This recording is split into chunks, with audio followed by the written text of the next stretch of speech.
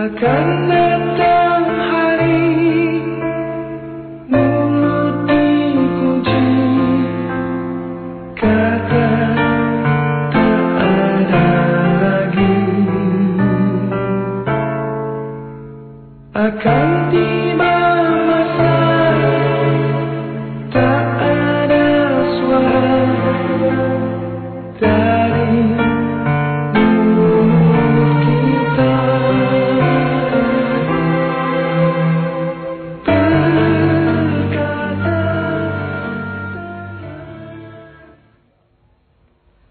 Sepekan sudah Kiai Haji Abdurrahman Wahid atau Gus Dur meninggalkan bangsa Indonesia. Banyak cerita, banyak humor segar ala Gus Dur, banyak ide-ide yang ketika itu dianggap kontroversial yang masih melekat di dalam benak masyarakat dan tentunya orang-orang di sekitar Gus Dur. Dan saudara, topik barometer malam ini 7 hari perginya sang guru bangsa bersama saya Aryo Arti. Akan tiba masa tak ada suara dari mulut kita.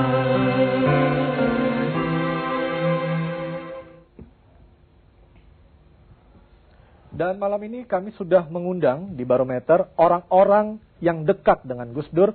Saya mulai dari paling sebelah kiri, Mas Wahyu Muryadi. Selamat malam, Mas. Malam. Mantan Kepala Bidang Protokoler Istana ketika Gus Dur sebagai Presiden. Iya, betul. Pak Kiai Haji Said Algi Siraj, teman lama Gus Dur, sahabat Gus Dur. Selamat malam, Pak Kiai. Selamat malam. Mas Sulaiman, asisten Gus Dur selama 9 tahun yang mendampingi Gus Dur hingga akhir hayat. Dan Pak Wimar Witular, mantan juru bicara Gus Dur, sahabat Gus Dur. Dan juga ada mahasiswa dari IPB dengan jaket alma mater warna biru. Dan juga para santri Gus Dur dari Ponpes Ciganjur, Jakarta Selatan.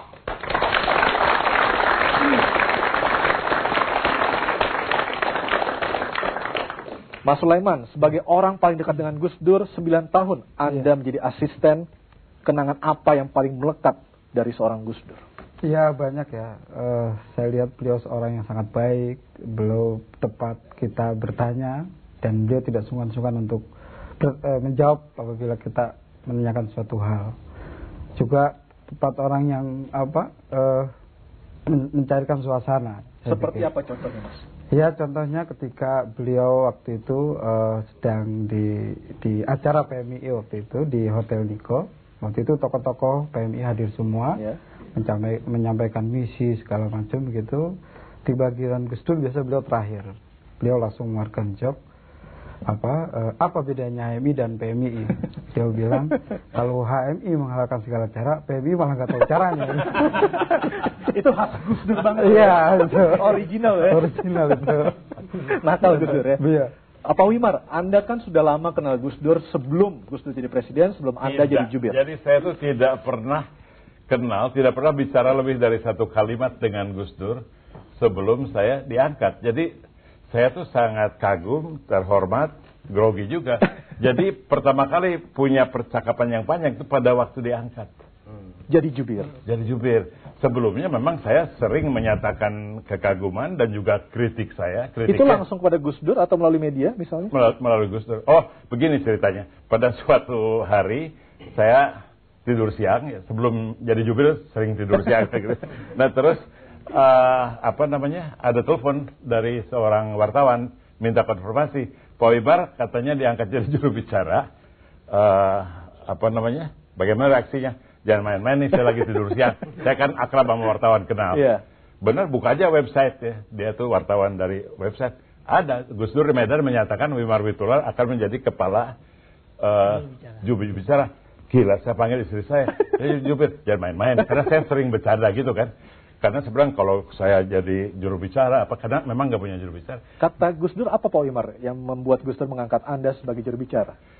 Beliau tidak pernah menjelaskan. Sebab, tapi kepada orang lain dia bilang, ya saya perlu seorang juru bicara. Ada yang bilang, Gus Dur ini kan sering diserang gitu. Yeah. Gus Dur ini perlu seorang juru bicara seperti Wimar Witular. Terus katanya dia diam, saya bukan perlu orang seperti Wimar Witular, saya perlu Wimar Witular. Jadi, itu saya dengar gitu tersentuh dan orang kaget ya panggil aja. Terus bagaimana reaksinya? Orang dipanggil presiden masa nggak datang gitu ya? presiden yang saya kagumi. Kalau presidennya gak saya suka sih, kalau pura-pura mati teleponnya ya.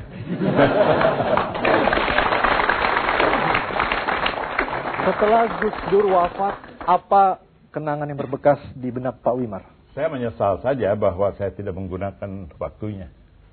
Selama 2 tahun Gus Dur menjabat sebagai presiden ya? Saya menjadi juru bicara selama 1 tahun.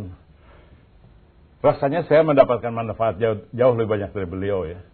Buktinya dia di dalam serangan, saya masuk malah jadi jatuh gitu. Jadi saya tidak banyak membantu. Tapi saya dalam 1 tahun itu belajar lebih banyak daripada berapa ya, 50 tahunan yang padahal saya hidup. usia Pak Wimar hanya terpaut 5 tahun dengan Gus Dur. Betul, tapi saya tidak pernah lihat Gus Dur tuh hanya 5 tahun di atas saya. Seperti saya punya kakak yang 4 tahun di atas saya, Rahmat ya.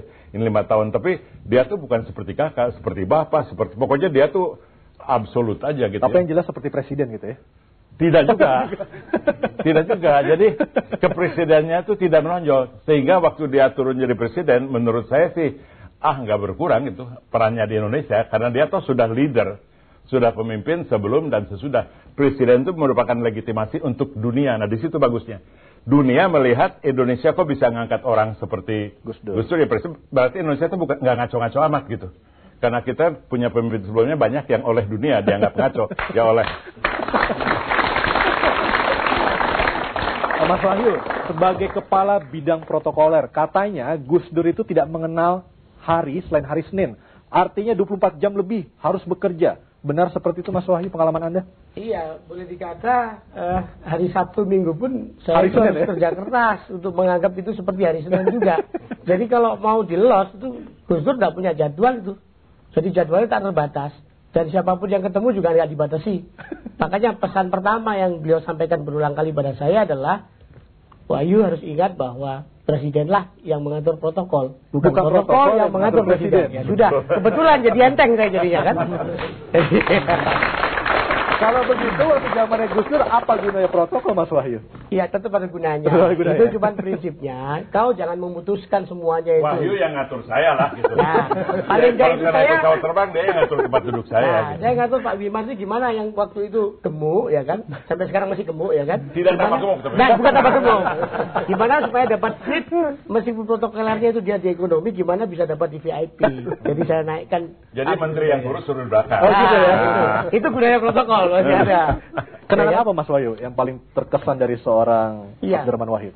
Ya, jadi teringat nama julukan masa kecilnya sebagai Abdurrahman Ad-Dakhil. Sang Kalau pendobrak salah, ya? Sang pendobrak. Jadi beliau termasuk barangkali mendobrak tatanan-tatanan yang selama ini dianggap baku, termasuk aturan protokoler itu. Bahkan tamu pun pakai sendal jepit boleh masuk istana ya? Iya boleh. Jadi yang penting kan niatnya baiknya. Sarungan pun boleh ya? Gak apa-apa bebas, ada ya kan. Nah karena ya seperti contoh misalnya cara beliau mendobrak adalah suatu malam pernah Ibu Megawati itu datang ke istana mau ngajak untuk bernostalgia di Istana Batu Tulis. Tapi dengan syarat ini perintahnya Gus Dur juga mengikuti kemauan Bu Mega adalah bagaimana perjalanannya tidak boleh diketahui orang banyak, harus dikosongkan, bahkan pengawalan tidak ada, ya kan? Dan kalau perlu, bukan kalau perlu, saya minta 1 mobil berdua. Nah itu kan repot, presiden sama wakil presiden 1 mobil. Kalau dibom kan udah habis negara ini. Iya. Ya, itu seninya protokol di situ. Bagaimana saya harus menegosiasikan dengan keamanan. Akhirnya dituruti? Akhirnya dituruti, diatur sedemikian rupa, diakalin. Bagaimana sirene dari patroli kawal yang lantas itu, jaraknya itu lebih dari 1 kilo, jadi nggak kelihatan dan lampunya dimatikan. Jadi Bu Mega maupun Gus Dur nggak kelihatan kalau itu ada kawalan. Padahal tetap saya kawal, tetap semuanya lengkap kalau ada apa-apa. Tapi alhamdulillah sampai di Istana Batu Tulis aman dan beliau memang ada sesuatu yang dibicarakan untuk negara ini gitu loh. Nah, mendobrak ya, sorry saya potong ya. Kalau soal mendobrak, beliau banyak mendobrak, tapi di luar negeri juga, misalnya, dia tuh presiden pertama yang diajak nginep di Istana Ratu Belanda, Istana Soestdijk di Amsterdam. Begitu mereka menghormatinya. Terus di Amerika, dia dapat waktu dengan Clinton 30 menit yang tidak pernah orang lain lewat, tapi dia dapat 90 menit. Waktu saya tanya, mengapa alot perundingannya? Enggak sih, 30 menit perundingannya yang 1 jam itu tukar-menukar lelucon gitu. Terus dia ceritakan banyak joke, tapi nggak bisa saya ceritakan di sini karena waktu zaman Monica Lewinsky gitu kan. Pak Kiai, Anda sebagai sahabat teman lama Gus Dur, Ketika Gus Dur ke Arab Saudi sering ke tempat Anda, apa yang paling berkesan di benak Anda Pak Kiai? Ya banyak sekali ya. Kalau pengalaman spiritual, pernah yang saya kagum sekali. Beliau suatu ketika umroh bulan Ramadan dengan rombongan Kiai Nur Muhammad Iskandar. Nah begitu saya jemput di Jeddah, beliau pesan pada saya, nanti kalau di Madinah, Kang Said nemani saya di Madinah ya. Ada bagus, mau cari kuburan seorang pemimpin namanya Ali Al-Uraidi. Saya kan di Mekah, di Madinah nggak hafal ya. Akhirnya saya menyusul ke sana, harus ketemu. Saya cari teman, kebetulan cepat banget. Saya pun nggak ngira bahwa cari kuburan itu cepat. Adanya di tengah-tengah perkebunan korma, 8 km dari pusat masjid itu. Banyak orang tidak tahu. Kemudian saya jumpa dengan teman saya namanya Zainuddin dari Cirebon, tahu. Besok habis sholat subuh diantar ke sana. Nanti kita baca Al-Fatihah 1000 kali Kang Said. Nggih, monggo. Ya, saya setuju lah. Baru sampai 35 kali ketahuan polisi mau ditangkap. Askar ya? Iya, di sana kan Wahabi. Wahabi. Dilarang ziarah kubur itu dilarang. Mau ditangkap, saya bilang ini tamu, bukan mahasiswa sini atau bukan penduduk sini. Kalau saya mahasiswa sini. Akhirnya nggak ditangkap, diusir. Gus Dur marah besar dengan mengatakan bahasa Arab ya, anta aduwullah Wahabi, kamu musuh Allah Wahabi. Siapakah Ali Uraidi? Saya tanya, siapa ini Gus? Ali Uraidi ini putra Ja'far Shadiq bin Muhammad Baqir bin Aziz Abidin bin Husain bin Ali bin Abi Thalib, yang nanti akan punya anak namanya Aisyah. Aisyah punya anak An-Naqib, An-Naqib punya anak Ahmad, Ahmad yang hijrah ke Kamboja. Itu hafal ya, silsilahnya sedemikian rupa itu hafal Gus Dur ya? Iya, saya pun hafal Gundirwan. Ini 11-12.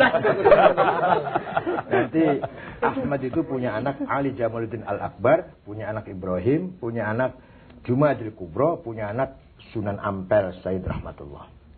Nanti Sunan Ampel punya anak Sunan Bonang dan Sunan Giri. Pengetahuan dari mana Gus Dur itu? Nah itu yang unik itu. Nah, kalau cari di referensinya sulit. Jangan-jangan ada wangsit kan Gus Dur katanya manusia setengah dewa, benar nggak? Ya, itu. Nah, pengalaman lagi kemudian besok malamnya yang paling saya kagum. Habis berdoa di Raudhah di sebelahnya Nabi Muhammad itu, kemudian ayo kita cari ulama yang khawas, waliullah lah. Ulama yang sangat dekat dengan Tuhan. Jalan-jalan di Masjid Madinah itu ada ulama yang serem lah, sobanya besar, jenggotnya panjang, jidatnya hitam, kitabnya setumpuk di depannya, muridnya banyak. Ini Gus, bukan. Cari lagi. Nanti ada lagi yang sedang ngajar atau sedang ceramah atau sedang menjawab pertanyaan. Ini Gus, bukan. Tiba-tiba jumpa dengan orang Mesir yang sorbannya kecil saja, belilitan sorbannya kecil. Dia sendirian, nggak ada muridnya, nggak ada. Pokoknya nggak meyakinkan. Nggak meyakinkan. Ya? Kalau dia orang biasa, berhenti di situ. Terus saya mengenalkan, Syekh ini Ustadz Abdurrahman Wahid, Ketua Umum Organisasi Islam terbesar di seluruh Asia. Oh, ada apa katanya? Ya minta doa saja. Beliau doakan persis 2 menit. Mudah-mudahan selamat, mudah-mudahan sukses, mudah-mudahan mendapat ridho Allah, itu isinya doa.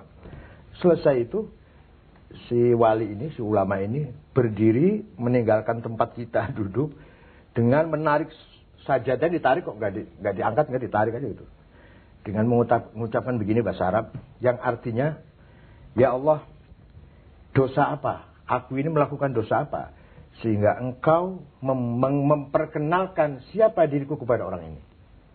Jadi beliau itu adalah seorang waliullah yang sedang menyamar supaya tidak ketahuan orang banyak. Tapi kok ada orang dari Indonesia lagi ya, jauh-jauh kok bisa tahu nih orang nih. Maka beliau merasa itu ada dosa. Itu dia melakukan dosa sehingga rahasia bisa terbongkar. Ya? Seperti kita bin lah, ada dari bin pengetahuannya berarti kesalahan itu. Itu.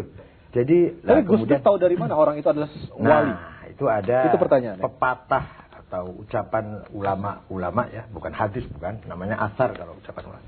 La ya'riful waliya illal wali. Tidak bisa mengenal wali kecuali wali itu sendiri. Kalau sesama wali bisa kenal, kalau bukan wali nggak bisa itu. Baik. Dan saudara tetaplah bersama kami di Barometer 7 hari mengenang kepergian guru bangsa.